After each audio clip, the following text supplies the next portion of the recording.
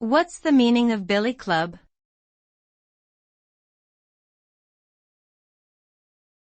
Billy club.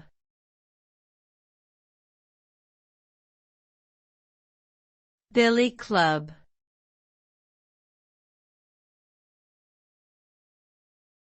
Billy club.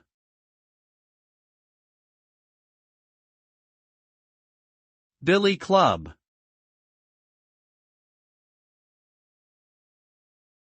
A billy club is a short, heavy stick typically made of wood or metal and used as a weapon by police officers and other law enforcement officials to subdue suspects or control crowds.